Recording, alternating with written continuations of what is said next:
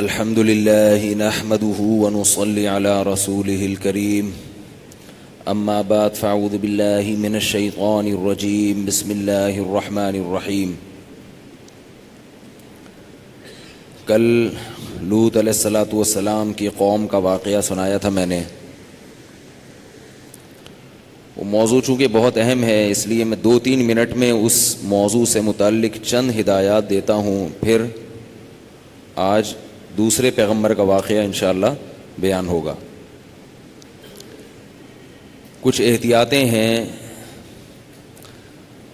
جن کو اگر اختیار کیا جائے تو یہ جو بیماری ہے جو لوط علیہ السلام کی قوم میں تھی، یہ بیماری پھیلتی نہیں ہے. اس میں سب سے بڑی ذمہ داری ہے بچوں کے والدین کی، کیونکہ بچے تو بچے ہوتے ہیں. والد کو چاہیے کہ اپنے چھوٹے بچے کو جب بھی کہیں لے کر جائیں تو اپنے ساتھ رکھیں. اگر وہ کہیں کھیلتا بھی ہے تو اس پہ نگرانی رکھیں کہ وہ بڑوں میں نہ کھیلے. اور رات میں یہ نگرانی ضروری ہے کہ بچے کو اپنے کزن کے ساتھ ہرگز ہرگز ہرگز نہ سونے دیا جائے ایک ہی بستر پہ. اس کا یہ مطلب نہیں ہے کہ کزن خراب ہوتے ہیں. اگر 10 میں کوئی ایک بھی خراب نکلا تو اس ایک کے شر سے بچنے کے لیے 9 سے مزید احتیاط کی جاتی ہے. مصیبت ہمارے معاشرے میں یہ ہے کہ جب کسی کو یہ کہا جائے نا بھئی یہ کزن ہے اس کے ساتھ بستر پہ نہ سو، تو لوگ کہتے ہیں تو بہت نیک ہے. کل تو میں نے بتایا تھا کہ نیک اور برے کا تو اس سے تعلق ہی نہیں ہے. لیکن اگر مان لو کہ اس میں یہ چیز نہیں ہے تو بھائی پھر تم کل جس سے احتیاط کرو گے وہ کہے گا میں برا ہوں اور وہ اچھا ہے، مجھ سے احتیاط ہوتی ہے اور اس سے نہیں ہوتی، تو اس کا کیا جواب دو گے آپ؟ اس لیے شریعت کا اصول کیا ہے کہ سب سے احتیاط برتی جائے. تو بچے کو کبھی بھی بستر پہ سونے نہ دیا جائے اپنے کزن کے ساتھ. جب بچہ 7 سال کا ہو جائے، 7 سال کے بعد سے احتیاط ضروری ہے. چاہے وہ کزن کتنے ہی نیک ہوں کتنے ہی اچھے ہوں، بھائی ایک اصول ہے، ختم، بستر الگ. اسی طرح بچہ اپنے سگے بھائی کے ساتھ تو سو سکتا ہے مگر بہن کے ساتھ نہیں سو سکتا. 7 سال کے بعد بیٹا باپ کے ساتھ تو سوئے، ماں کے ساتھ ایک بستر پہ نہیں سوئے گا. بیٹی ماں کے ساتھ تو سوئے گی، باپ کے ساتھ ایک بستر پہ نہیں سوئے گی. بات آ رہی ہے سمجھ میں؟ اسی طرح بیٹی جب 9 سال کی ہو جائے، یہ خوب اچھی طرح مسائل سمجھ لو، اس میں آپ مجھے فنڈامنٹلسٹ کہو، دقیانوس کہو، جو مرضی کہہ دو، میں اللہ کا حکم آپ کو سنا رہا ہوں. عمل کرنا ہے کرو، نہیں کرنا ہے تو جیسے چل رہے ہو چلتے رہو، ہم سے سوال نہیں ہوگا. بہت بے احتیاطیاں ہوتی ہیں. ہم لوگ ہندو نہیں ہیں، عیسائی نہیں ہیں. مسلمان بننا ہے تو تمیز سے بنو بھائی، نہیں بننا ہے تو پھر انگریزوں کے کلچر کو فالو کرو، وہ بہت ایڈوانس جا رہے ہیں آج کل. بار بار کہتا ہوں یہ کیا نہ ادھر کے نہ ادھر کے. تو جب بیٹی 9 سال کی ہو جائے، بیٹی 9 سال، تو باپ پر یہ احتیاط لازم ہے کہ وہ اس کو پیار کرنے میں احتیاط سے کام لے. بہتر یہ ہے کہ اپنی باڈی کو اس کی باڈی سے دور رکھے. پیار کرنا ہو سر پہ ہاتھ رکھے، بیٹی سر پہ پیار کرے، گالوں پہ یا ہونٹ پہ پیار نہ کرے. 9 سال کی بچی ہو، احتیاط کرے اس سے. یہ احتیاط کی عمر ہے. اور جب بالغ ہو جائے پھر تو ہرگز اس کی اجازت نہیں ہے. کیونکہ مسئلہ یہ ہے کہ باپ اگر بیٹی کو اس طرح سے پیار کرے اور خدا نخواستہ باپ کے دل میں شہوت پیدا ہو گئی، اور اس کی کچھ تفصیل ہے، یہ خود سے فیصلہ نہ کریں، مفتی سے کسی مفتی کے سامنے پوری صورتحال رکھیں. تو اگر یہ شہوت پیدا ہو جائے تو اس بیٹی کی ماں اس باپ پر ہمیشہ کے لیے حرام ہو جاتی ہے. شریعت میں جو سیکچول ریلیشن ہے وہ ایک وقت میں ایک عورت کے ساتھ ہو سکتا ہے. ماں سے ہو گیا تو بیٹی سے نہیں ہو سکتا، بیٹی سے ہو گیا تو ماں سے نہیں ہو سکتا. ایسی اجازت نہیں ہے کہ ادھر بھی اور ادھر بھی، نہ نہ نہ نہ. سوتیلی بیٹی جو ہے نا، قرآن نے کیا کہا ہے کہ جب کسی عورت سے نکاح ہوا تمہارا اور نکاح کے بعد اس عورت سے تمہارا سیکچول ریلیشن قائم ہو گیا تو اس عورت کی بیٹی تم پر ہمیشہ کے لیے حرام ہو گئی. اب اس بیٹی سے کبھی بھی قیامت تک کے لیے نکاح نہیں ہو سکتا. اگر وہ ریلیشن قائم نہیں ہوا اور ریلیشن قائم ہونے سے پہلے طلاق ہو گئی تو بیٹی سے شادی ہو سکتی ہے. قرآن کی اس آیت سے فقہاء نے, امام ابو حنیفہ نے اور ان کے شاگردوں نے اور بہت سارے تابعین نے استدلال کیا ہے کہ اسلام میں ایک وقت میں جس عورت سے ریلیشن ہوا اس کی ماں سے اس کی بیٹی سے ریلیشن نہیں ہو سکتا. نہ حلال, اور حرام تو ویسے ہی حرام ہے, حلال ریلیشن بھی نہیں اب ہو سکتا. کسی عورت سے جب ریلیشن ہو گیا تو بیٹی سے اب حلال شادی بھی نہیں ہو سکتی, قرآن نے منع کر دیا. کسی عورت سے اگر خدا نخواستہ زنا ہو گیا, اب اس عورت سے تو شادی ہو سکتی ہے, اس کی ماں سے یا اس کی بیٹی سے شادی نہیں ہو سکتی. خوب سمجھ لیں یہ مسئلہ اچھی طرح سے. اسی طرح یاد رکھو کہ اگر داماد نے خدا نخواستہ بہو کے سسر کے ساس کے ساتھ, داماد اور ساس میں کوئی ریلیشن ہوا سیکچول, کس میں؟ داماد میں اور ساس میں, تو یہ جو ساس کی بیٹی ہے یہ اس پر ہمیشہ کے لیے حرام ہو جائے گی. اسی طرح بہو میں اور سسر میں ہو گیا تو یہ بہو اپنے شوہر پہ ہمیشہ کے لیے حرام ہو جائے گی. بات آ رہی ہے سمجھ میں؟ اگر کہیں ایسا ہوا ہو تو خود سے فتویٰ نہ دے دیں, کسی مفتی کے سامنے باقاعدہ رکھیں. بعض لوگ خود مفتی بنتے ہیں, اس میں کچھ ڈیٹیل ہے مزید, وہ میں ڈیٹیل اگر بتاؤں گا تو بہت لمبی بات ہو جائے گی.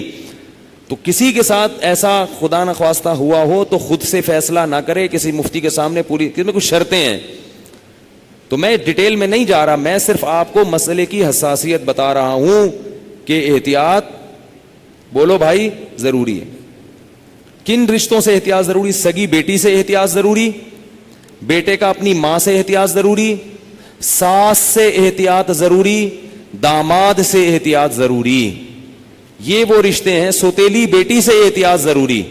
کسی عورت سے آپ نے شادی کی, اس کی بیٹی آپ کی محرم ہے, لیکن اگر اس سوتیلی بیٹی سے سیکچول ریلیشن ہو گیا تو وہ بیٹی تو حرام تھی, اس کی ماں بھی ہمیشہ کے لیے حرام ہو گئی. ایسے واقعات آتے ہیں. کسی خاتون سے نکاح کیا, اس کی بیٹی بھی ہے, اب بیٹی سے سر کی مالش کروا رہے ہیں, بیٹی سے پاؤں دبوا رہے ہیں. یہ کیا بے شرمی ہے بھائی؟ جوان بیٹی سے جو ہے نا وہ پاؤں دبوا رہے ہیں, سر کی مالش کروا رہے ہیں. اور بہت سارے ایسے واقعات آتے ہیں, فون آتے ہیں کہ جی جوان بیٹی تھی, اس سے ایسے میں کر رہا تھا تو مجھے شہوت پیدا ہو گئی, میں کیا کروں؟ کیا کریں بھائی, آپ کی بیوی حرام ہو گئی, اور کیا کرو حضرت؟ یہ کیا, مجھے تو پتہ ہی نہیں تھا. شریعت کے علم, مسئلے کا علم نہ ہونا, اس سے یہ تھوڑی کہ شریعت ہی بدل جائے گی. آپ گئے پاکستان آئے, آپ کو نہیں پتا کہ لال بتی پہ گاڑی روکنی ہے اور ہری پہ چلانی ہے, آپ کو پتہ نہیں تھا. لال بتی پہ آپ سگنل توڑ کے آگے چلے گئے, پولیس والے نے روکا تو آپ کہہ رہے مجھے تو پتہ ہی نہیں تھا کہ لال پہ رکتے ہیں. چھوڑ دے گا آپ کو وہ؟ تو اسی طرح اللہ بھی نہیں چھوڑتے کہ پتہ ہی کوئی نہیں, آپ کو پتہ ہی نہیں تھا آپ کو. تو یہ خوب سمجھ لیں, ان رشتوں میں احتیاط کی بہت سخت ضرورت ہے. اسلام پاکیزہ نظام بنانا چاہتا ہے. بہو گھر میں آئی ہے تو سسر کے لیے وہ بیٹیوں کی طرح ہے. جب بھی اس پہ نگاہ ڈالے, کیسی نگاہ ڈلے گی؟ بیٹی جیسی.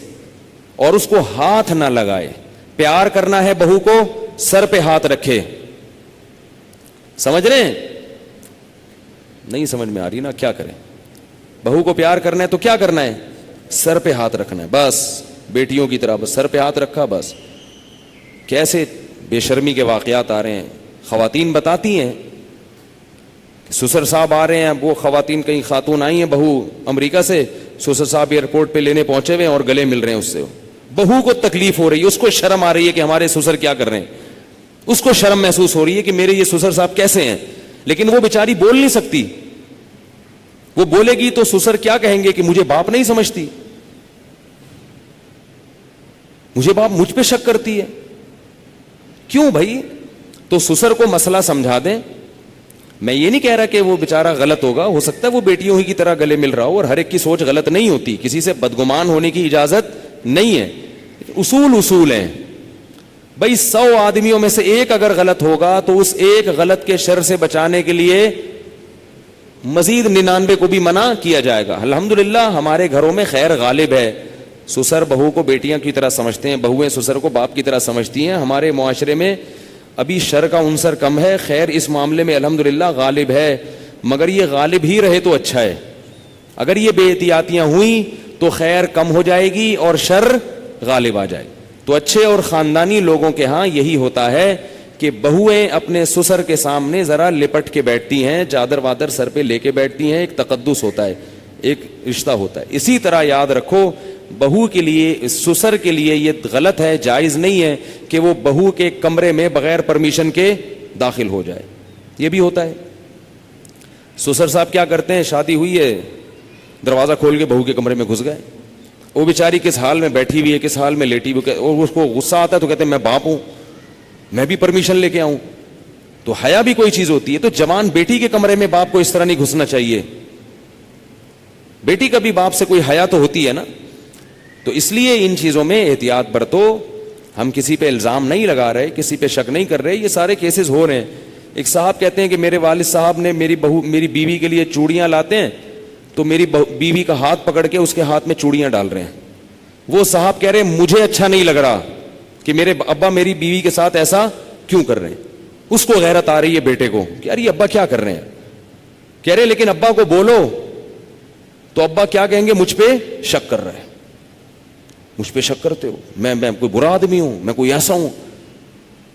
تو بھائی شک وک کی بات نہیں ہے. ابا کو بتا دو ابا آپ بہت اچھے ہیں, بہت اچھے ہیں, لیکن آپ کو شریعت نے اس کی اجازت نہیں دی ہے کیونکہ اس سے شر پھیل سکتا ہے. سعودی عرب کے مفتی اعظم جو سابق تھے, بڑے پرہیزگار عالم تھے, ان کا یہ فتویٰ تھا کہ اگر ساس جوان ہو اور داماد بھی جوان ہو تو ساس کو چاہیے کہ داماد سے پردہ کرے, بہتر ہے, واجب تو نہیں ہے لیکن بہتر ہے. اسی طرح اگر سسر بالکل جوان ہو اور بہو بھی بالکل جوان ہو تو بہو کو چاہیے کہ وہ سسر سے اس زمانے میں پردہ کرے. تو ہم یہ تو نہیں کہہ رہے کہ پردہ کرے, ہم تو آسانی دے رہے ہیں. پردہ نہیں بھی کرتی تو کم از کم احتیاط لازمی کرے. یہ تو وہ رشتے ہیں جو اللہ نے حرام کر دیے. اور دیور کیا ہے, وہ تو موت ہے بھائی, حدیث میں آتا ہے.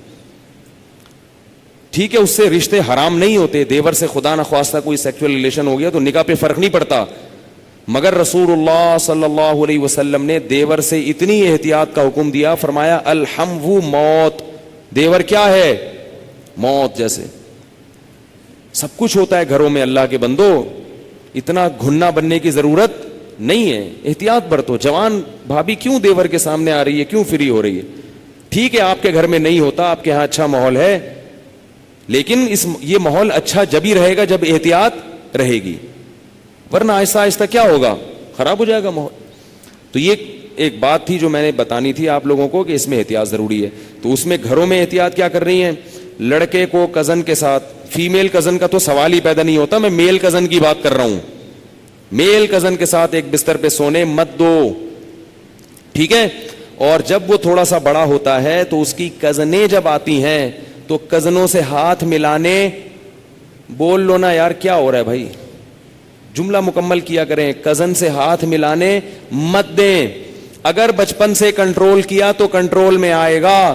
براڈ مائنڈڈ بنانے کی کوشش کی تو خدا کی قسم بہت زیادہ براڈ مائنڈڈ بن جائے گا. اس زمانے میں تھوڑا نہیں ہے کوئی بھی, اس زمانے میں کوئی بھی چیز تھوڑی نہیں ہے. جو براڈ مائنڈڈ ہے نا بہت زیادہ براڈ مائنڈڈ ہے. پھر آپ ساری زندگی بولو گے مولوی صاحب کوئی دم وظیفہ بتا دو. مجھے لوگ کہتے ہیں وظیفہ بتا دیں بچہ ٹھیک ہو جائے. کہتا ہوں وظیفوں سے بچے ٹھیک نہیں ہوتے. وظیفوں سے بچے ٹھیک ہوتے نا تو پھر تو دنیا میں کوئی شر پھیلتا ہی نہیں تھا. بچے ٹھیک ہوتے ہیں تربیت سے. ہر چیز عاملوں پہ ڈالی ہوئی ہے, وظیفے وہ بھی, وظیفے بھی وہ عامل بتائے گا. اس سے اپنے بچے نہیں سنبھل رہے, تمہارے بچے کہاں سے وظیفے. جو عامل تمہیں بتایا نا یہ وظیفہ پڑھ لو تو بچہ ٹھیک ہو جائے گا, اس سے بولو تمہارے ٹھیک ہو گئے, تمہارے ٹھیک ہو گئے کیا. تربیت کرو اللہ کی بندو. یہ جو چیزیں بتا رہا ہوں میں, پھر بھی بگڑتا ہے تو آپ سے سوال نہیں ہوگا. ہم اسباب کے مکلف ہیں, اور پھر ان کے لیے رات کو اٹھ کے دعا مانگو. اولاد کے لیے دعائیں پیغمبروں نے سکھائی ہیں, وہ مانگو ان کے لیے. تو کزنوں کے ساتھ احتیاط کیا کرنی ہے, ہاتھ ان سے نہیں ملانا, ٹھیک ہے نا. کزن کے ساتھ بالکل ہاتھ نہیں ملانا. اسکول میں اگر آپ کو ایجوکیشن میں پڑھتے ہو تو والدین کو چاہیے بچوں کو ایجوکیشن میں ایڈمیشن نہ دلائیں. ان کا تباہی ہے, بہت نقصان ہے, بہت نقصان ہے. بچے کے دل میں لڑکیوں کی تصویریں بیٹھ جاتی ہیں, اور وہ بچپن سے عشق, اور بچپن کا عشق بہت خطرناک ہوتا ہے. عشق ہوتا ہی بچپن میں ہے. اپنے ہمارے حضرت ایک دفعہ بیان فرما رہے تھے کہ اپنی بچپن کی عمریں نا لوگ بھول جاتے ہیں کہ میں بچپن میں کیسا تھا, میں 11 سال میں کیسا تھا, میں 12 سال میں کیسا تھا. 10-11 سال کے بچے کو اپنی اسکول کی کلاس فیلوز میں سے سب کا پتا ہوتا ہے. اپنا زمانہ بھول جاتے ہیں نا, اس لیے ایسا ہوتا ہے. 10-11 سال کے بچے کو سب پتا ہوتا ہے کہ کون سی والی اچھی ہے اور کون سی والی بدصورت ہے. جو خوبصورت ہوگی نا, سب لڑکے اس سے دوستی لگانے کی, 10-10 سال کے یہ گھننے, یہ سب اس سے دوستی لگانے کی کوشش کریں گے. بلوغت بعد میں آتی ہے, شہوت پہلے پیدا ہو جاتی ہے. یہ دنیا کا سب سے بڑا دھوکہ ہے جو لوگ یہ کہتے ہیں کہ بالغ ہونے کے وقت شہوت پیدا ہوتی ہے. ایسا نہیں ہے. بلوغت کے وقت اولاد پیدا کرنے کے قابل ہو جاتا ہے انسان. شہوت 10 سال کی عمر میں پیدا ہو چکی ہوتی ہے. تبھی فقہاء نے لکھا ہے کہ 10 سال کے بچے سے عورت کو احتیاط کرنی پڑے گی. پہلے پیدا ہو جاتی ہے, پہلے یہ عشق معاشقے پیدا ہو جاتے ہیں بچوں میں. حکیم الامہ حضرت مولانا اشرف علی تھانوی رحمہ اللہ نے بہشتی زیور میں لکھا ہے کہ اپنے بچوں کو لڑکیوں کے ساتھ مت کھیلنے دو. بچوں کو, جو 10 سال کے بچے ہوتے ہیں, 9-10 سال کے, ان کو بچیوں کے ساتھ کھیلنے مت دو. ان کو بولو لڑکوں میں کھیلا کرو, اور ان کو شرم دلاؤ کہ شرم نہیں آتی لڑکوں میں, لڑکا ہو کے لڑکیوں میں گھو کھا رہا ہے وہاں پہ. اس سے اس کے اندر ایک تو پاکیزہ ذہن بنے گا اس کا, یہ روحانی فائدہ. جسمانی فائدہ کیا؟ وقت سے پہلے بالغ نہیں ہوگا, ورنہ آج کل لڑکے وقت سے پہلے بالغ ہو رہے ہیں. وقت سے پہلے بلوغت کا نقصان کیا ہوتا ہے؟ چھوٹے رہ جاتے ہیں, بڑھتے ہی نہیں ہیں. ایک اتنا دبلا پتلا چھوٹا سا لڑکا تھا, اس سے کسی نے پوچھا کہ یہ کتنے سال کا؟ میں نے کہا یہ ہے پورا, یہ بڑا ہے مگر ہوا نہیں ہے بڑا مگر ہو نہیں سکا, چھوٹا رہ جاتا ہے انسان. ایک چیز ٹائم, لڑکی اگر بہت جلدی بالغ ہو جائے گی اس کی گروتھ نہیں ہوگی صحیح سے, لڑکا جلدی بالغ ہو جائے گا اس کی گروتھ نہیں ہوگی. یہ جسمانی نقصان بھی ہے اور روحانی نقصان بھی ہے. تو ایک اور نقصان ہے اس کا کہ لڑکے کو اگر وقت سے پہلے جو ہے نا یہ سب ان چیزوں میں ایکٹیویٹیز میں لگ جاتا ہے, اس کا ذہنی سکون بھی خراب ہو جاتا ہے. وہ ماں باپ کو بتاتا نہیں ہے شرم کی وجہ سے, کبھی نہیں بتائے گا, مگر وہ چیخنے چلانے کا اور اس طرح کی چیزوں کا عادی ہو جائے گا گھر میں آ کے. یہ سب چیزوں کا عادی ہو جاتا ہے وہ. تو ایسا نہیں سمجھیں کہ یہ کچھ بھی نہیں ہوتا, سب کچھ ہوتا ہے. اور ایک نقصان یہ ہوتا ہے کہ اس میں مردانگی نہیں پیدا ہوتی. جو لڑکا لڑکیوں میں رہتا ہے اس میں نسوانیت زیادہ پیدا ہوتی ہے, مردانگی کم. آپ دیکھ لو کہ جن لوگوں کے بھائی زیادہ ہیں ان میں مردانگی آپ کو زیادہ نظر آئے گی. اور 9-9, 10-10 بہنوں کا اکلوتا بھائی, سب کی بات نہیں کر رہا, کوئی اکلوتا بیٹھا ہو تو وہ شیر ہے, ببر شیر بھائی میرے بیان میں بیٹھا ہے, بھائی میرے بیان کے علاوہ کی بات کر رہا ہوں کہ اس میں نسوانیت زیادہ ہوگی. سمجھ گئے نا کیا کہنا چاہ رہا تھا. لڑکیوں میں رہا ہے ساری زندگی, بہنیں ہیں اس کی, بھائی نہیں ہے. لڑکے آپ دیکھ لیں جو بھائی ہوتے ہیں نا چھوٹے چھوٹے, ایک دوسرے کو بچپن سے طبیعت سے پیل رہے ہوتے ہیں, مار رہے ہوتے ہیں. وہ اس کو مارتا ہے, وہ اس کو مارتا ہے, تیری ایسی ہو, تیری ایسی کی تیسی, لڑ کے نوچ کے بہادری پیدا ہوتی ہے, برداشت پیدا ہو جاتی. اور بہنیں زیادہ ہیں, بھائی نہیں ہے, ایک ہی بھائی ہے. وہ بچپن سے ان میں کھیل کھیل کے کیا ہو جاتا ہے, ممی ڈیڈی بن جاتا ہے. ہمارے محلے میں تھا ایک, بہنیں بہت تھیں, ایک اکلوتا بھائی تھا, اور اس کو باہر لڑکوں میں کھیلنے بھی نہیں دیا, کزن بھی نہیں تھے. تو وہ بیچارہ کیا بن گیا تھا, ہائی اللہ ہوئی اللہ والا بن گیا تھا وہ.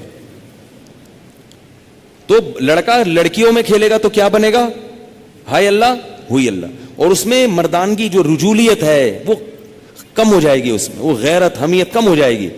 میں ایسے لوگوں کو جانتا ہوں جن کے ماں باپ نے بچپن سے اس لڑکے کو لڑکیوں سے دور رکھا, جوان ہو گئے تو اب ان کو لڑکیوں میں بیٹھتے ہوئے شرم آتی ہے, لڑکیوں سے دوستیاں لگاتے ہوئے شرم آتی. کہتے ہیں یار یہ گھٹیا کام لگتا ہے.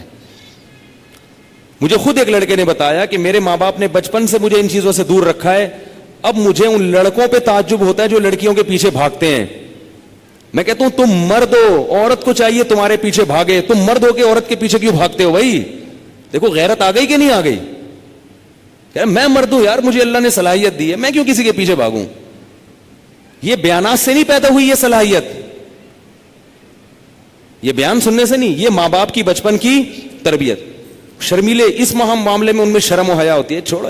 پھر اگر کوئی لڑکیوں میں گھسا بھی رہے گا نا, ان کو اس پہ بھی غصہ آتا ہے, بھائی یہ بندہ ہے, یہ تو زنانے میں بیٹھا رہتا ہے جا کے.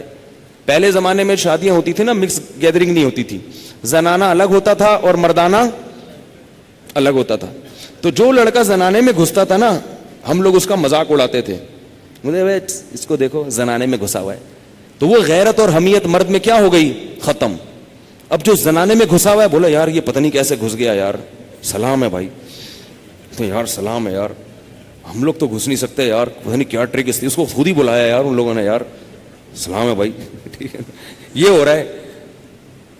ماں باپ کا بڑا گہرا دخل ہے. دیکھو خود زندگی اگر خراب گزر گئی تو گزر گئی, توبہ کر لو, اپنے بچوں کو مت بگاڑو. کو ایجوکیشن میں ایڈمیشن مت کراؤ, تباہ ہو جائیں گے, برباد ہو جائیں گے, لڑکیوں کے عشق معاشقے میں مبتلا ہو جائیں گے, ذہنی مریض بن جائیں گے. ان کو لڑکیوں سے دور رکھو, اور جب بالغ ہو جائے شادی کرا دو ان کی.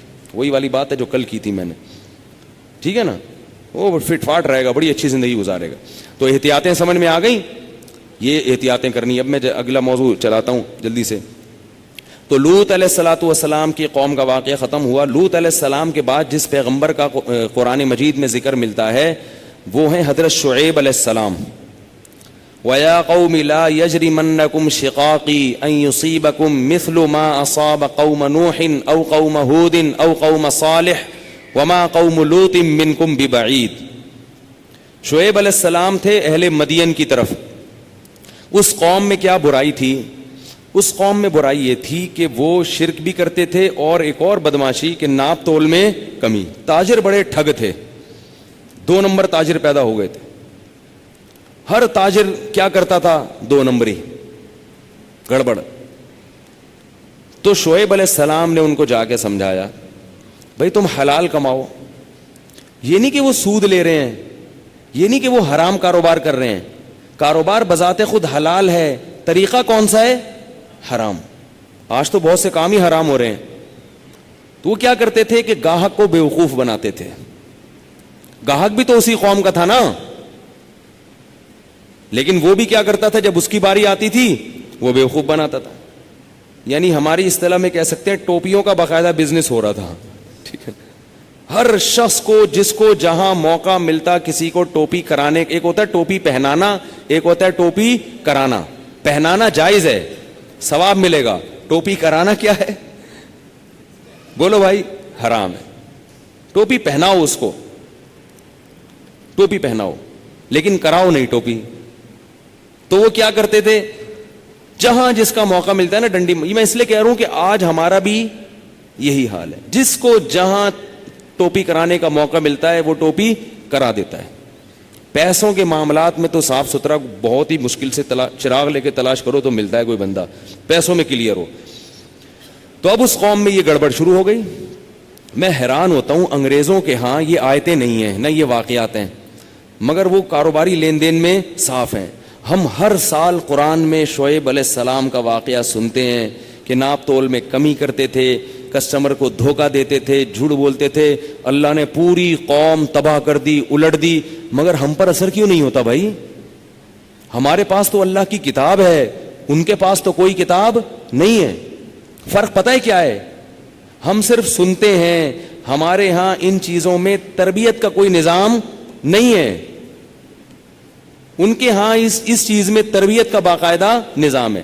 ویسے جنرل نالج کے بتاؤں, انگریزوں میں سارے ایسے ہیں بھی نہیں, سارے ایسے نہیں ہیں. غیر مسلموں میں بڑی بڑے ٹوپی, باپ تو بھول جاؤ گے ان کی ٹوپیوں کے مقابلے میں, جیسی ٹوپیاں وہ جو کراتے ہیں. تو ایسا نہیں ہے کہ اتنی خوش فہمی, اتنی یعنی احساس کمتری کا شکار نہیں ہونا چاہیے کہ وہ سارے ہی اچھے ہیں. وہاں بھی بڑے بڑے ٹوپی باز ہیں, ایسی ایسی ٹوپیاں کراتے ہیں کہ آپ بھول جاؤ گے. تو لیکن پھر بھی اگر کسی کافر میں یہ ہے تو کہاں سے آئی؟ یعنی اگر وہ معاملات میں صاف ہے تو کہاں سے آیا؟ اس کی وجہ کیا ہے کہ ان کے ہاں قانونی طور پہ تربیت کا انتظام ہے. میڈیا کے ذریعے اور ہر لحاظ سے اس کو پروموٹ کرتے ہیں, اپریشیٹ کرتے ہیں, جو بھی یعنی معاملات میں صاف ستھرا ہوگا. ہمارے کیا ہے کہ جو بھی کلیئر بندہ ہوگا اس کو ترقی کرنے ہی نہیں دیتے, نہ دفتروں میں آگے جانے پائے گا, نہ گھر میں, کہیں بھی وہ پٹتا ہی رہتا ہے بیچارہ ہر جگہ. گھر میں بھی پٹے گا بیوی سے, ٹھیک ہے نا, کہ یہ ایمانداری سے تجارت کر رہے ہیں, کچھ کما کے تو لا نہیں رہے. باہر بھی پٹے گا, مولوی صاحب بھی عزت نہیں کریں گے کیونکہ چندہ ہی نہیں دے گا مولوی صاحب کو مسجد کے لیے, کیونکہ ہے مل ہی نہیں رہا بیچارے کو, تھوڑے تھوڑے حلال مل رہے ہیں. پیر صاحب بھی خوش نہیں ہے, پیر صاحب کو مرید ہدیہ نہیں دے رہا, مولوی صاحب کو مسجد کا چندہ نہیں دے رہا, اور ابا کو پیسے نہیں دے رہا. حلال تو ویسے ہی ہوتا ہے نا, میں اکثر سناتا ہوں نا, ہمارے حضرت دال کھاتے تھے روزانہ, تو کسی نے کہا یہ روز دال کیوں؟ حضرت فرمایا حلال میں تو اتنا ہی ہوگا بھائی. بہرحال بعض لوگوں کو اللہ حلال میں وسعت بھی دے دیتا ہے, بدگمان ہونا جائز نہیں ہے کہ کوئی پراٹھے کھا رہا ہے تو آپ کہیں کہ یہ حلال کے نہیں ہے. تو کیا کرتی تھی وہ قوم, گڑبڑ کیا کرتی تھی, ناپ تول میں کمی. اب شعیب علیہ السلام نے ان کو کہا اوفوا الکیل ولا تکونوا من المخسرین, ڈنڈی مت مارا کرو, صحیح صحیح ناپ کے دیا کرو. آڈٹ کا جو نظام ہے نا اپنا سسٹم, اس کو صحیح کرو. تو قوم پتہ ہے کیا جواب میں کہتی ہے؟ اچھا پھر یہ بھی کہا کہ انی اراکم بخیر, تم لوگ قحط میں مبتلا نہیں ہو. یا تو ہو نا کسی کے کھانے کو روٹی نہیں ہے, بھوک سے مر رہا ہے, وہ کہے یار چلو میں کسی کی جیب سے 5 روپے نکال لوں تو اپنی کمر سیدھی کر لوں. ایسا نہیں ہے, سب کو اللہ رزق دے رہا ہے. آج بھی ایسا ہے, اللہ سب کو رزق دے رہا ہے, مگر منہ سے ہر وقت غربت غربت غربت غربت ہر وقت بولتے رہتے ہیں. تو قوم پتہ ہے جواب میں کیا کہتی ہے؟ یا شعیب اصلاتک تأمرک ان نترک ما یعبد آباؤنا او ان نفعل فی اموالنا ما نشاء. کیا عجیب جواب ہے. اس آیت سے پتہ چلتا ہے کہ شعیب علیہ السلام پہلے سے نماز پڑھتے تھے, عبادت کرتے تھے, دین کے احکام کو فالو کرتے تھے. قوم کو اس پر کوئی اعتراض نہیں تھا. لوگ کہتے تھے بہت اچھا کام ہے, آپ نماز پڑھ رہے ہیں, آپ روزے رکھ رہے ہیں, ایسے مولوی بہت اچھے ہوتے ہیں, ایسے مولوی بہت. اعتراض کس بات پر ہے؟ کہ یہ تمہاری نماز تمہیں کہتی ہے کہ ہمارے داخلی معاملات میں دخل اندازی دو, ہے بھائی یہ کیسی نماز ہے بھائی؟ آج بھی جو ایتھیس قسم کے لوگ ہیں وہ کیا کہتے ہیں کہ جو ان میں بہت نیک ہوتے ہیں وہ کہتے ہیں مذہب آپ کا نجی معاملہ ہے, مولوی کو ہمارے ملک کے نظام میں یا گھریلو سسٹم میں ٹانگ اڑانے کی اجازت نہیں ہے. یہاں نہیں, یہاں ٹانگ نہیں اڑائے, یہاں یہ نہیں کہ قرآن یہ کہتا ہے, حدیث یہ کہتی ہے, نا نا نا نا نا. مسجد کے اندر 4 دیواری میں, گھر کے اندر مذہب جتنا ہو, باقی جو ہے نا اسلام کی بات, مذہب کی بات ایوانوں میں, اسمبلیوں میں, عدالتوں میں نہیں ہونی. اس کا مطلب ہے کہ اللہ کو معاذ اللہ اتنا ایسا اللہ کو بنا کے رکھ دیا ہے کہ جو پیدا کرنے والا ہے اس کو اپنے گھر سے بھی باہر رکھو, اس کو اپنے ملک سے بھی باہر رکھو.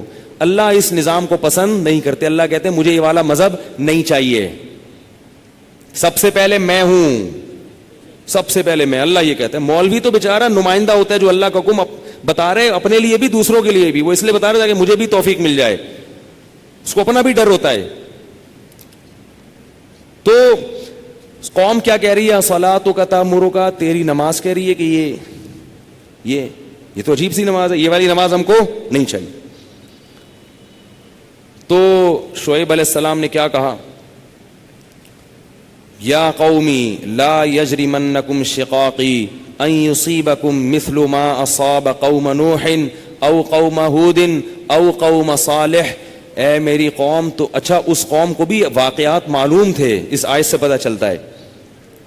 اے میری قوم ایسا نہ ہو کہ جو عذاب نوح علیہ السلام کی قوم پہ آیا جس کا تمہیں پتہ ہے, یا جو عذاب قوم ہود پر آیا, یا جو عذاب قوم صالح پر آیا, ایسا نہ ہو کہ وہی تم پر بھی آ جائے.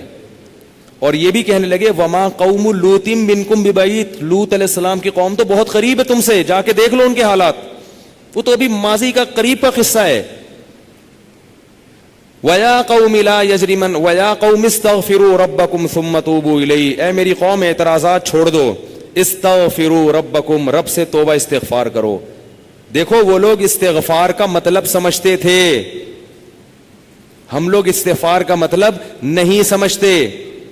جب شعیب علیہ السلام نے کہا استغفار کرو تو ایسا تو ان کے لیے تو بڑا آسان تھا, ایک تسبیح استغفار کی صبح پڑھ لیتے, ایک تسبیح شام کو پڑھ لیتے. کہتے اتنی سی بات ہے تو ہمیں تو نماز پہ ویسی کوئی اعتراض نہیں, تو استغفار کی ایک تسبیح پہ کیا اعتراض ہوگا. وہ سمجھتے تھے کہ استغفار کا مطلب ہے گناہ سے توبہ, جو ڈنڈی مار رہے ہیں یہ چھوڑیں اور پھر اللہ سے توبہ کریں. یہ والی توبہ آج کل مارکیٹ سے کیا چل رہی ہے, بہت سی چیزیں مارکیٹ میں شارٹ ہو گئی ہیں بھائی. لوگ چینی کو روتے ہیں, یہ شارٹ ہو گئی, وہ شارٹ ہو گئی, وہ بھائی بہت ساری چیزیں شارٹ ہوئی ہوئی ہیں. تو یہ والی توبہ آج کل مارکیٹ سے کیا چل رہی ہے, شارٹ چل رہی ہے. استغفار استغفر اللہ, ڈرامہ دیکھ کے بھی استغفار ہو رہا ہے, ہائے ہائے کیسا ہو گیا, کیسی ہیروئن ہے, توبہ توبہ, ٹھیک ہے نا, کیسا ہیرو ہے, ہائے اتنا گندا گانا, توبہ توبہ استغفر اللہ. تو یہ استغفار چل رہا ہے آج کل. تو استغفار کا مطلب وہ لوگ, بولو بھائی, سمجھتے. وہ کچھ لوگ بیٹھے ہوئے تھے نا, ایک بس میں جا رہے تھے, سب ایک بس میں جا رہے تھے, ذرا دیندار تھے وہ. تو سب نے تہیہ کیا بھائی اگر کوئی لڑکی خاتون ماتون نظر آ گئے نا تو استغفار پڑھنا بھائی, ٹھیک ہے نا, کیا کرنا ہے تاکہ نظریں نیچی کر لیں, توبہ استغفار. تو وہ جیسے ہی ایک نے پڑھا نا استغفار استغفر اللہ, تو سب نے کہا کہاں ہے کہاں ہے کہاں ہے, سب نے کیا کہا, وہ لاشعوری طور پر نکل گیا نا کہ چلو استغفار کریں گے لیکن ذرا دیکھ تو لیں. بولے بتا یار کہاں ہے کہاں. تو وہ لاشعوری طور پر ہوتا ہے بعض دفعہ. تو شعیب علیہ السلام نے کیا کہا, استغفروا ربکم ثم توبوا الیہ ان ربی قریب مجیب ان ربی رحیم ودود. ایک جگہ فرمایا رحیم بھی ہے اور بہت محبت کرنے والا ہے. ودود محبت کی سپرلیٹو ڈگری ہے, بہت محبت کرے گا تم سے, بہت زیادہ محبت, اتنی محبت کہ اس کے لیے تم نے گناہ چھوڑ دیا بھائی, بہت محبت کرے گا. تو ظاہر ہے اللہ جب محبت کرتا ہے تو ہماری طرح نہیں ہے کہ بہت محبت ہے بس ہے, تو بھائی یہ پیسے دو, اتنی محبت ہے تو ٹھیک ہے نا. آپ کو کوئی دوست پریشانی میں آئے آپ کے پاس, بہت پریشان تھا, اس کو پیسوں کی ضرورت تھی, وہ آپ اس سے کہہ رہے ہیں یار مجھے تمہیں, آپ کو پتہ نہیں تھا کہ ابھی یہ پیسے بھی مانگ لے گا مجھ سے, کہہ رہے یار مجھے تم سے بہت محبت ہے, ایکچولی میں بتا نہیں سکتا, بہت محبت ہے. وہ بڑا خوش ہو گیا, بھائی اب تو ٹھیک ہے بھائی. تو کہہ رہے یار مجھے نا 100 روپے کی ضرورت ہے. اب آپ کہہ رہے یار یہ کیسے موقع پہ میں نے اظہار کر دیا محبت کا, ٹھیک ہے نا. تو ہم لوگوں کی محبت کیسی ہوتی ہے, ایسی ہوتی. اگر ہمیں پہلے سے پتا ہوتا پیسے مانگتا ہے تو ہم کیا کہتے ہیں, یار محبت کچھ نہیں ہوتا. مفتی صاحب نے بیان کیا تھا لویریا پر, وہ جا کے سن لینا, پھر ایسا کہیں گے ہم. تو اللہ جب کہہ رہا ہے نا کہ استغفار کرو گے تو میں کیا کروں گا, ودود بے پناہ محبت کروں گا, بے پناہ محبت. اس کا مطلب ہے کہ پھر اللہ نوازے گا, بہت بہت نوازے گا, رزق کی فراوانی کر دے گا, رزق کے دروازے کھول دے گا, دل میں سکون ڈال دے گا. اگر پریشانی بھی آئے گی تو درجات کو بلند کرنے کے لیے, جیسے یعقوب علیہ السلام پر پریشانی آئی, جیسے یوسف علیہ السلام پر پریشانی آئی تاکہ مصر کا بادشاہ بنا دوں, پھر وہ پریشان کرنے کے لیے پریشان نہیں کرے گا, وہ پریشان کرے گا خوشی دینے کے لیے. آپ حیران ہو گے خوشی دینے کے لیے بھی کوئی پریشانی ہوتی ہے, ہوتی ہے. حدیث میں آتا ہے کہ ایک بوڑھی عورت نے نبی صلی اللہ علیہ وسلم سے پوچھا کہ کیا بوڑھی عورتیں جنت میں کیا میں جنت میں جاؤں گی؟ آپ نے فرمایا نہیں. ارے بھائی نبی کے منہ سے ایک عورت سن لے کہ میں جنت میں نہیں جاؤں گی, اس پہ کیا گزرے گی؟ اس کا مطلب جہنم کا ٹھپا لگ گیا, اسٹیمپ لگ گئی. اتنی پریشان, خود سوچو کہ جن صحابہ کو جنت پر ایسا یقین تھا جیسے اپنی آنکھوں سے دیکھی. حضرت علی کی ایک روایت ہے کہ میں اگر جنت کو اور جہنم کو اپنی آنکھوں سے دیکھ لوں تو میرے ایمان میں اضافہ نہیں ہوگا. تو جن لوگوں کا ایمان ایسا ہو نبی پر, ایک ایک بات پر وہ نبی کے منہ سے سن لیں کہ میں جنت میں نہیں جاؤں گی, تو اس پہ قیامت نہیں آ گئی ہوگی. رونے لگی, پریشان ہو گئی. کچھ دیر میں نبی نے فرمایا کہ جاؤ گی جوان ہو کے. اس کنڈیشن میں اب یہاں ایک نقطہ اٹھایا ہے کہ بھئی ایسا مذاق کرنا جس سے تکلیف ہو, کسی مسلمان کو تکلیف دینا تو جائز نہیں ہے, تو نبی کیسے تکلیف دے سکتے ہیں؟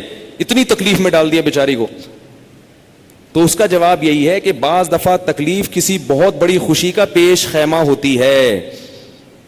نہیں آئی بات؟ اگر پہلے تکلیف میں نہ ڈالا جاتا تو بعد میں جو اس کو راحت ہوئی ہے نا, وہ راحت نہ ہوتی, وہ خوشی نہ ہوتی. اس خوشی تک پہنچانے کے لیے پہلے تھوڑا سا تنگ کرنا ضروری ہے. ورنہ وہ خوشی نہ ہوتی.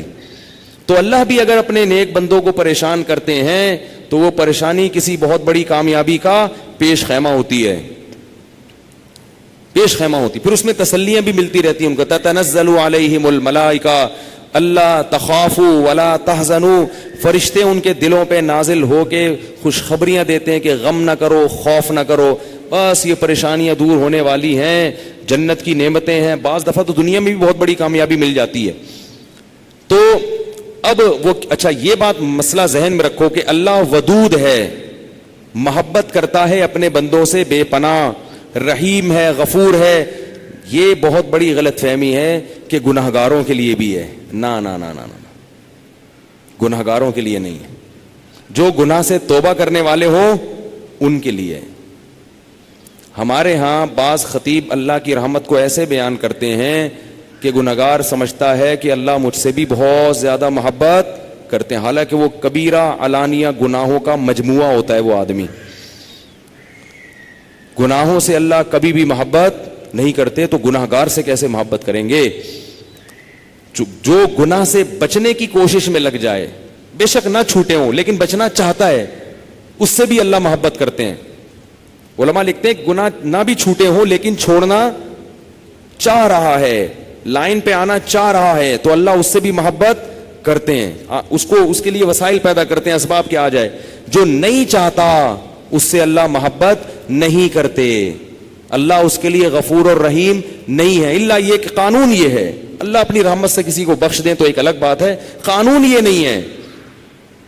قانون یہ ہے کہ وہ کیا ہے, عزیز ذو انتقام, غالب ہے اور انتقام لینے والا ہے. ان الذين يكسبون الاثم سيجزون بما كانوا يقترفون, جو گناہ کر رہے ہیں عنقریب پتہ چلے گا, عنقریب پکڑے جاؤ گے, عنقریب ٹھکائی لگے گی. تو جس سے محبت ہوتی ہے اس سے ایسے باتیں کی جاتی ہیں. آپ کو جس سے محبت ہے آپ اس کو دھمکیاں دیتے ہیں اس طریقے سے. اللہ فرماتے ہیں کہ تمتعوا, مزے اڑاؤ مزے, ان مصیرکم الی النار, آنا جہنم کی آگ کی طرف ہے. حدیث میں آتا ہے کہ میں سب سے زیادہ غیرت مند اور اللہ مجھ سے بھی زیادہ غیرت مند ہے. اور اللہ کی غیرت کو اس وقت جوش آتا ہے جب کوئی اللہ کے حرام کردہ کاموں میں سے کوئی کام کرتا ہے. یہ کون چیخ رہا ہے بھائی؟ ان کو سنبھالیں بچوں کو باہر, کیا ہو رہا ہے یہ پیچھے لوگ بیٹھے ہوئے ہیں دیکھ نہیں رہے ان کو. تو اللہ کو غیرت کس وقت آتی ہے؟ حدیث کے الفاظ ہیں کہ جب کوئی بندہ اللہ کے حرام کاموں میں سے کسی کام کا ارتکاب کرتا ہے. اللہ کھلا رہا ہے, اللہ پلا رہا ہے, پھر آپ ناجائز کی طرف جا رہے ہو. تو حدیث میں یہ نہیں آتا کہ جب کوئی بندہ گناہ کرتا ہے تو اللہ کو اس بھی محبت کا بڑا جوش آتا ہے. نہ پھر اللہ کو غیرت آتی ہے اور اللہ کی صفت انتقام جوش میں آتی ہے. اس لیے بھائی گناہ کرتے ہوئے اللہ سے ڈرا کرو, اللہ کی رحمت کی امیدیں گناہ کرتے ہوئے نہ لگایا کرو. ایسا نہ ہو کرنے کے دوران کوئی چھت گر جائے, زمین پھٹ جائے. بنی اسرائیل نے گناہ کیا تھا نا, ہفتے کے دن اللہ نے منع کیا شکار مت کرو, انہوں نے کر لیا, تو کیا اللہ بڑا غفور رحیم, اللہ نے معاف کر دیا فوراً. رات کو سوئے ہیں تو صبح کیا ہوا ہے, بندر اور سور جیسی شکلیں بنی ہوئی تھی. اللہ ہم سب کو محفوظ رکھے. تو گناہ سے بچنا چاہو گے تو اللہ کی رحمتیں ہیں, اللہ کی محبتیں ہیں. گناہ سے بچنے کا ارادہ نہیں کرتے تو پھر جہنم ہے, پھر جنت نہیں ہے. سمجھ رہے ہو کہ نہیں سمجھ رہے بھائی؟ یہ باتیں کہتے ہوئے مجھے بھی ڈر لگتا ہے, مجھے بھی ڈر لگتا ہے. تو شعیب علیہ السلام نے کیا کہا کہ اللہ کیا ہے, رحیم بھی ہے اور ودود بھی, قریب بھی ہے اور مجیب بھی. مجیب تمہاری دعاؤں کو سنے گا. لیکن یہ چھوڑ دو. اور ہم کیا کہتے ہیں, حج بھی کر لیں, عمرے بھی کر لیں, سارے کام کر لیں, جو گندگی میں جو برائی میں مبتلا ہیں وہ نہ چھوڑیں. سمجھ رہے ہو؟ ہمارے حضرت فرمایا کرتے تھے کہ کبھی کسی پیغمبر نے یہ اپنی قوم کو نہیں کہا کہ تم تہجد نہیں پڑھو گے تو اللہ کا عذاب آ جائے گا, تم اشراق نہیں پڑھو گے تو اللہ کا عذاب آ جائے گا, تم عمرہ نہیں کرو گے تو اللہ کا عذاب آ جائے گا, تم حج نہیں کرو گے نفلی حج تو اللہ کا عذاب آ جائے گا. کبھی بھی نہیں کہا. کیا کہا ہے؟ شرک چھوڑ دو, قطع رحمی چھوڑ دو, رشتہ داری توڑنا چھوڑ دو, اور کیا, ناپ تول میں کمی چھوڑ دو, لڑکوں سے بدفعلی چھوڑ دو, زنا چھوڑ دو. سمجھ رہے ہو؟ سود لینا چھوڑ دو, ورنہ اللہ کے اعلان جنگ ہے تمہارے خلاف. سودی بینک میں جاب کرنا چھوڑ دو, کیونکہ نبی نے فرمایا سود لینے دینے والا لکھنے والا بھی ویسا ہی ہے. آپ مینیجر بن کے بیٹھے ہوئے ہیں بینک میں باقاعدہ, لیکن عمرے ہو رہے ہیں, نفلی حج بھی ہو رہے ہیں, گناہ نہیں. عمرے کی اپنی حیثیت ہے, بہت بڑی عبادت ہے عمرہ, خاص طور پہ رمضان میں عمرہ تو حج کے برابر ہے, ایک روایت میں آتا ہے, بہت فضیلت ہے. لیکن یہ عمرہ آپ کو اللہ کے عذاب سے نہیں بچا سکتا جب تک اپنی ناجائز کاموں کو نہیں چھوڑو. میں پچھلے سال عمرے پہ تھا, کسی سے بدگمان نہیں ہو رہا, میرے پڑوس میں ایک پوری فیملی آئی ہوئی تھی عمرہ کرنے کے لیے, بڑی فیملی تھی. جو مجھے جو ہوٹل میں کمرہ تھا نا, اس کے ساتھ والے 2-3 کمرے انہوں نے بک کرائے ہوئے تھے, لڑکے لڑکیاں کزنیں سب مکس. انہوں نے بتایا کہ ہم ہر سال آتے ہیں, جوان کزنیں جوان کزن, بے پردگی کا کھلا ماحول, سب اکٹھے آئے ہیں نا بھائی, جتنی چچا پھوپھی زاد بہنیں بھائی سارا بڑا خاندان تھا, بڑی فیملی تھی, سارے ہر سال آتے ہیں اور ایک ہی کمرے میں کزن بھی ہے اور اس کی فیمیل کزن بھی ہے, وہ سب ایک ہی کمرے میں پوری رات ان کے کہے چلتے تھے, ہاں ہاں ہاں ہو کزنوں کے ساتھ فری ہو رہے ہیں, سیڑھیوں پہ 2 ادھر بیٹھے ہوئے گپے لگ رہی ہیں. پھر جناب جب ٹائم ہوتا تھوڑا سا رات کو, اب سحری کا وقت ختم ہونے والا ہے, تو چلو ذرا سا طواف کر کے آ جاؤ. طواف کرنے جا رہے ہیں, دوپٹہ لے لیا انہوں نے لڑکیوں نے, اور وہ سب جا رہے ہیں. میں تو 2 کمرے ادھر اور ایک ادھر, اس فیملی میں 2 کمرے اس طرف تھے میرے اور ایک کمرہ میرے. اس لیے مجھے پتا بھی نہیں کہ میں جا کے تجسس کر رہا تھا, کسی کے تجسس حرام ہے, جائز نہیں ہے. سامنے بیٹھے ہوتے تھے جب ادھر, تو وہ جو لڑکے تھے میں نے ان سے 2-3 سوالات پوچھے. میں نے کہا آپ لوگ کیسے آئے؟ انہوں نے کہا ہر سال آتے ہیں. اب وہ بیچارے, ان کی مینٹل اپروچ اتنی نہیں تھی کہ میں ان کو اس وقت یہ سمجھاتا. ہر چیز کا موقع ہوتا ہے نا, اب بے موقع سمجھاؤ گے تو فائدے کے بجائے نقصان ہو. ان کو تو میں نے کہا ماشاءاللہ یہ بھی غنیمت ہے کہ وہ سوئٹزرلینڈ نہیں جا رہے ہر سال. اتنے پیسے والے لوگ لگ رہے تھے, وہ چاہتے تو بھائی سوئٹزرلینڈ چلے جاتے ہر سال. یہ بھی غنیمت ہے کہ انہوں نے چلو ہر سال اگر جاتے بھی ہیں کہیں تو کہاں جاتے ہیں, حرم کی. میں نے کہا چلو یہ ہر ایک میں پازیٹو پوائنٹ نکالنا چاہیے نا. لیکن مجھے افسوس بہت ہو رہا تھا کہ آپ کے لیے عمرہ اتنا ضروری نہیں ہے, اس بے حیائی کے ماحول کو ختم کرنا زیادہ ضروری ہے. یہ جو بے شرمی اور بے حیائی کا ماحول ہے کہ جوان کزنوں کے ساتھ فری ہو رہے ہیں, ہاں ہاں ہو ہی گپوں کا ماحول ہے, بھابیاں دیور سب فری اسٹائل, اللہ کو اس پہ عذاب قہر آئے گا. اور یہ عمرہ اللہ کے عذاب سے نہیں بچا سکتا. عمرہ نہ کرتے, گھر میں اس پردے کے ماحول کو پروموٹ کر دیتے, اللہ کو یہ زیادہ پسند تھا. بلکہ عمرہ تو کرنا ہی اس لیے چاہیے کہ ہمارے دل میں اللہ کی اتنی محبت پیدا ہو کہ ہم سے جو گناہ نہیں چھوٹ رہے وہ چھوٹ جائیں.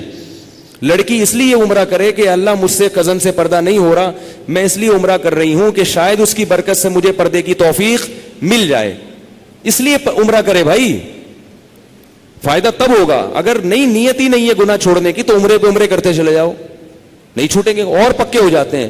بلکہ شیطان دل میں تسلی ڈال دیتا ہے کہ ہمیں کیسے عذاب ہوگا, ہم تو ہر سال عمرہ کر کے آتے ہیں. مجھے بتاؤ اگر شعیب علیہ السلام کی قوم ناپ تول میں کمی نہ چھوڑتی اور وہ چلی جاتی عمرہ کرنے کے لیے, بات ہو جاتی, شعیب علیہ السلام مطمئن ہو جاتے. وہ کہتے ہیں ہم ہر سال عمرہ کریں گے لیکن ٹوپی کرانا نہیں چھوڑیں گے. شعیب علیہ السلام کہتے بھائی تم, میں جو کہہ رہا ہوں وہ عمرے کا نہیں کہہ رہا, تو ہمارے عورت کے لیے, لڑکی کے لیے حیا کو فرض قرار دیا ہے. سمجھ رہے ہو, عمرہ ضرور کرو اس نیت سے کہ اللہ کی محبت دل میں پیدا ہو جائے تاکہ مجھ سے گناہ چھوٹ جائیں. ورنہ وہاں جا کے بھی بعض خواتین ایک طوفان بدتمیزی کھڑی کر دیتی ہیں, ذرا بھی حیا نہیں کرتی, ذرا بھی شرم نہیں. اور مرد بھی وہاں جا کے بعض بالکل ایسے بدنظری پہ اتر آتے ہیں اور وہ بالکل ان میں وہ ختم ہو جاتی. سب کی بات نہیں, اکثریت تو الحمدللہ اللہ کے گھر کی عظمت کا خیال کرتی ہے. تو شعیب علیہ السلام کیا کہہ رہے ہیں بار بار, میرا رب رحیم بھی ہے اور ودود بھی, بڑی محبت کرتا ہے, بڑی چھوڑ دو. لیکن تو محبت کب کرے گا, جب گناہ چھوڑو گے. تو وہ قوم جواب میں کیا کہتی ہے, قالوا یا شعیب ما نفقہ کثیرا مما تقول, اے شعیب تیری زیادہ تر باتیں ہماری سمجھ میں نہیں آتی. دیکھو یہ کوئی ایسی بات ہے جو سمجھ میں نہ آئے. جیسے کل میں نے بیان کیا تھا نا, تو اس میں بھی لوگ کہتے ہیں یار یہ مولوی صاحب پتہ نہیں کیا باتیں کرتا ہے, ہر 4 دن کے بعد گھما کے شادی پہ لے آئے گا, ہماری سمجھ میں یہ بندہ نہیں آتا. تو مجھے یہ شعیب علیہ السلام کی آیت یاد آتی. میں تو ویسا نہیں ہوں, میں تو نالائق ہوں, میں تو جو باتیں کہہ رہا ہوں اس لیے کہ تاکہ مجھے بھی, شعیب علیہ السلام نے قوم سے کہا تھا وما اريد ان اخالفكم الى ما انهاكم عنه, جو میں تمہیں کہہ رہا ہوں نا میں خود بھی اس پر عمل کرتا ہوں, جبکہ میں یہ دعویٰ نہیں کرتا. میں کہتا ہوں جو میں آپ سے کہہ رہا ہوں میں خود بھی اس پر عمل کی کوشش کرتا ہوں, اور اللہ سے ڈرتا رہتا ہوں کہ مجھ سے اس کی مخالفت نہ ہو جائے, اور اللہ سے دعا کرتا ہوں اللہ اگر کبھی مخالفت ہو جائے تو فوراً توبہ کی توفیق دے دے. تو میں کبھی اپنے آپ کو آپ سے برتر یا آپ سے منفرد, میں بالکل آپ جیسا ہی ہوں. لوگ مجھے اس پہ کہتے ہیں کہ اتنی تواضع صحت کے لیے نقصان دہ ہے. لوگ کہتے ہیں جب تم بھی ہمارے جیسے ہو ہم تمہارا بیان بیٹھ کے کیوں سنیں. تو میں کہتا ہوں نہیں سنو, میں نے بٹھایا تمہیں یہاں پہ, میں نے کہا ہے سننا ہے سنو, نہ پتلی گلی سے نکلو, سمجھ میں آ رہا ہے تو سنو, نہیں آ رہا تو نہیں سنو.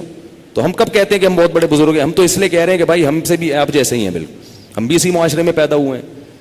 تو میں تو اس لیے کہہ رہا ہوں, مجھے اپنے آپ کو بھی سمجھا رہا ہوں بھائی تو انسان کا بچہ بن جا. تو میں بار بار کہتا ہوں تو وہاں بیٹھ کے اپنے آپ کو تنہائی میں کبھی کبھار کہتا ہوں وہاں بیٹھ کے تو بہت بڑی بڑی باتیں کرتا ہے. تو سب ایک جیسے ہیں بھائی, اس سے ضرورت سے زیادہ عقیدت کی چندہ ضرورت نہیں ہے. بہت زیادہ عقیدت کر لیتے ہیں لوگ, پھر ذرا سی کسی میں کوئی کوتاہی دیکھی تو کافر ہو جاتے ہیں.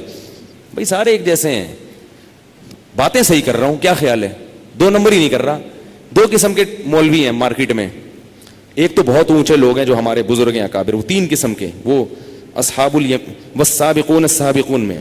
ایک بہت ہی 2 نمبر ہیں, وہ کیا کر رہے ہیں, لوگوں کو غلط غلط باتیں بتا رہے ہیں اپنی دکان چمکانے کے لیے, تاکہ رش لگ جائے, پبلک کی جو ڈیمانڈ ہے اس پہ چلو. میں ایسا 2 نمبر الحمدللہ نہیں. یہ اللہ کی رحمت سے امید ہے کہ ایسا نہیں کہ اپنی مارکیٹ بنانے کے لیے یا ہدیے نذرانے لینے کے لیے آپ کو ٹوپیاں کرانا, ٹوپی کے خلاف بیان میں ٹوپی کرانا شروع کر دوں. آپ الحمدللہ کنٹینر میرا نہیں ہے. کنٹینر سمجھتے ہیں نا, ایک بہت بڑے چھوڑو ہیں پاکستان میں, بہت بڑی فلم ہے بھائی. میں نے ارادہ کیا ممبر پہ کسی کا نام نہیں لوں گا, تو آپ بس خود سمجھ جاؤ. مجھے بہت سے لوگ کہتے ہیں حضرت نام نہ لیا کریں, نہیں لے رہا نام, کنٹینر سے سمجھ جاؤ. انہوں نے ایک دفعہ بیان میں قوم سے خطاب کرتے ہوئے کہا, میں پہلے نہیں سمجھتا تھا کہ دنیا میں کوئی ایسا بھی ہو سکتا ہے. انہوں نے قوم سے خطاب کرتے ہوئے کہا, اور میں نے خود سنا ہے, وہ بھی پیر و مرشد ہیں اور بڑے اسکالر سمجھے جاتے ہیں. تو انہوں نے یہ کہا کہ امام ابو حنیفہ نے عشاء کے وضو سے فجر کی نماز پڑھی ہے کتنے سال؟ 40 سال. ٹھیک ہے, یہ روایت ثابت ہے. کہنے لگے میں نے مغرب کے وضو سے فجر پڑھی ہے, باوجود اس کے کہ مجھے دل کا عارضہ بھی تھا. ابے تم تو امام حنیفہ سے بھی کیا نکل گئے, چاہ رہا تھا. تو میں جب بیٹھا ہوا تھا میں نے کہا یار اس کو ریورس کر کے دوبارہ لگاؤ, شاید ہم نے غلط سنا ہے.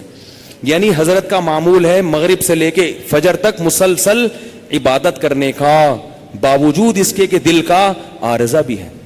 مرے نہیں ابھی تک, بہت پہنچے, یا تو یہ بہت پہنچے ہوئے ہیں یا بہت بڑے چھوڑو, اور اتنا پہنچا ہوا اس زمانے میں مشکل ہے بھائی.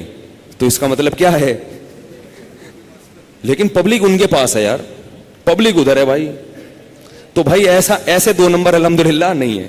باقی عملی لحاظ سے کوشش میں ہم بھی لگے ہوئے ہیں, آپ بھی لگے ہوئے ہیں, تو مل جل کے کوشش کر لیتے ہیں. کیا خیال ہے سب سے, تاکہ کچھ سیٹنگ ہو جائے, تو اس کی کوشش کر رہے ہیں. تو ناپ تول میں کمی چھوڑ دو, ٹھیک ہے نا, ٹوپی کرانا چھوڑ دو کسٹمر کو. اگر نہیں چھوڑے تو عمرہ کرنے سے اللہ کے عذاب سے نہیں بچ سکتے. نفلی حج سے اللہ کے حج بھی کرتے ہیں نا, تو وہ بھی اس میں دھاندلی کر کے جا رہے ہوتے ہیں. دوسرے کا حق ہے, رشوت دے کے وہ مار لیا, اپنا وہ سیٹ آ گئی, پھر چلے گیا. تم دھاندلیاں کر کے تو حج کر رہے ہو, اللہ کے بندو کیا کر رہے ہو.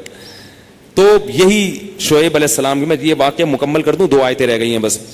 تو وہ کیا قوم جواب میں کہنے لگی, یا شعیب ما نفقہ کثیرا مما تقول, ہے شعیب تواڈی گل ساڈی سمجھ وچ نہیں آندی, تسی کہندے کی ہو ساڈی عقل وچ نہیں آندا. اب حالانکہ بڑی صاف کلیئر باتیں تھیں. اور آگے کہنے لگے ولولا رہتک لرجمناک, تیرا قبیلہ نہ ہوتا نا تو پتھروں سے مار کے ہلاک کر دیتے. قبیلہ ہے, جنگ چھڑ جائے گی, اس سے بچنا چاہتے ہیں. اور ایک عزت دار قبیلہ ہے, ذرا خاندان کا خیال کر رہے ہیں, خاندان. شعیب علیہ السلام نے جواب میں کیا کہا, ارہتی اعز علیکم من اللہ, میرے خاندان کا خیال ہے, اس خدا کا خیال نہیں ہے, اس اللہ کا خیال نہیں ہے جس کے عذاب سے تمہیں ڈرا رہا ہوں. اگر تم یہ کہتے کہ ہم تجھے مار دیتے لیکن ہمیں ڈر لگتا ہے کہ باتیں تو اللہ ہی کی کر رہا ہے نا, باتیں تو اللہ ہی کی کر رہا ہے بھائی, اللہ رسول کی باتیں ہیں. لوگ بہت سے گناہگار ہوتے ہیں لیکن کہتے ہیں یار یہ مولوی صاحب بات تو اللہ رسول کی کر رہا ہے, بھائی کیا کریں یار. تو شعیب علیہ السلام کہہ رہے ہیں انسانوں کا خیال ہے, جو پیدا کرنے والا ہے اس کا خیال نہیں ہے. وَاتَّخَذْتُمُوهُ وَرَاءَكُمْ ظِهْرِيًّا, اس خدا کو تم نے پیٹھ کے پیچھے ڈال دیا ہے, پس پش ڈال دیا ہے. ان ربی بما تعملون محیط, میرا رب تمہارے ایک ایک ڈائلاگ کو نوٹ کر رہا ہے, ایک ایک لفظ کو نوٹ کر رہا ہے, وہ سب دیکھ رہا ہے.